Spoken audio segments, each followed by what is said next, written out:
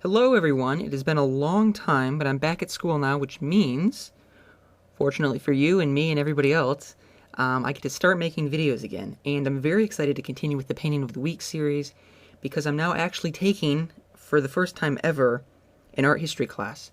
And I decided that this would be an excellent opportunity to teach you more about art as I learn about it here in school. And the class that I'm in is on modern art, and by modern I don't mean like 20th century art, I mean like modern 19th century art. We're going to start off today by looking at Rococo art, which is something we haven't looked at before, and it's something that's a little bit pre-19th century.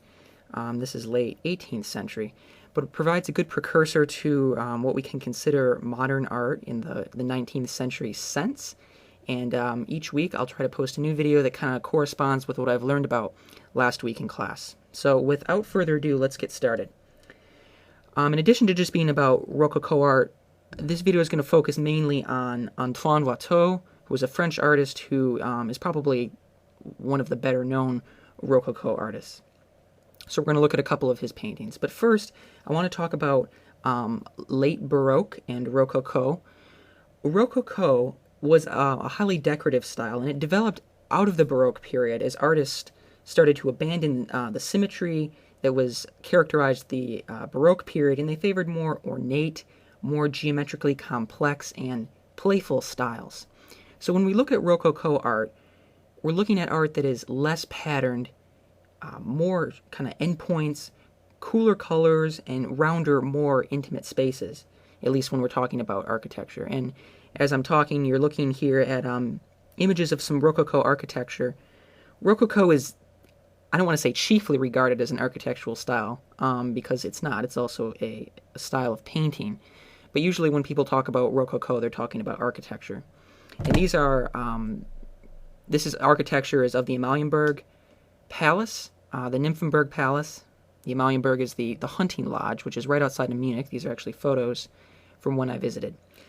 So anyway, back to Rococo. So it's one way to think of it is that it's kind of more over the top than Baroque.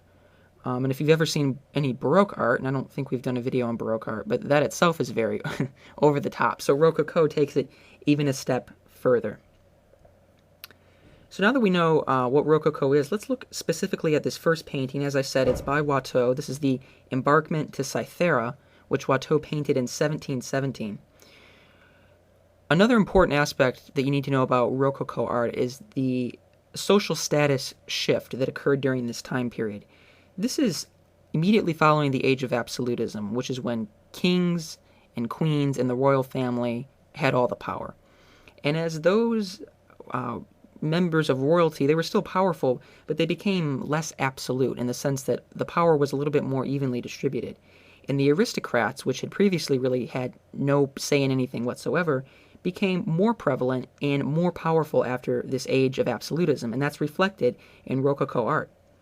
Watteau is particularly famous for a style of art, or a style of painting that's called the fête galante, which is French for gallant party.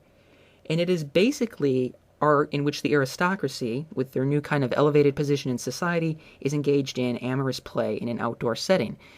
So the Embarkment to Cythera is an excellent example of a fête galante. And you can see how Rococo art, based on this social status shift that had occurred at this time period, shows an increased interest in kind of the lifestyle of the aristocracy. So it's very flirtatious, it's bucolic, it has a sort of pastoral charm to it, especially these fêtes galantes, which, as I said, occur in an outdoor setting. And there's also a marked interest in theatricality that occurs during the Rococo period, and we'll see that in our second painting in just a moment. But when you look at this painting, I want you to pay special attention to the frivolity and also the kind of the congeniality that is emphasized in the Rococo style. If you look at this painting, you've got all these couples, these aristocrat couples paired up, right? Man, woman, obviously in love with one another. You've got cupids flying around in the background, highlighting the amorous and somewhat sexual nature of this expedition that they're embarking on. And also, if you look to the far right, you'll see a statue of Venus, and you can see one of the women who's up a little bit further ahead is kind of gazing whimsically back at this statue over her shoulder. And also, I should mention that Cythera is a Greek island, and it's believed to be the birthplace of Venus, right? The goddess of love and of sexuality. One interesting little piece of information about this painting is that it actually caused such an outrage after the French Revolution because people didn't like this idea of aristocratic privilege, of course, after the French Revolution. But it caused such a stir that art students who would be looking at it, studying it, as they practiced painting, would actually throw food at it, and it became such a problem that the curator at the Louvre, which is where this painting can still be seen today, actually had to put it into storage until 1816, and only then was it actually hung back up in the Louvre again. And the second painting that we're going to look at, just briefly, this is another painting by Watteau. It's called Perrault. Perrault was a stock character in what were called these commedia dell'arte, which were these kind of improvised dramas with loose plots. They were popular in France and Italy. But the reason I want to mention this painting is to talk about, at least briefly, Rococo's interest in theatricality. And this was something that the artists of the time period, in addition to the lifestyle of the aristocracy, were also very interested in. And the important aspect of this painting, which of course you don't get just from seeing it on a computer screen, is that it's very large. This is what we would call a genre painting. It's a scene from everyday life, but it is elevated to the size of a history painting.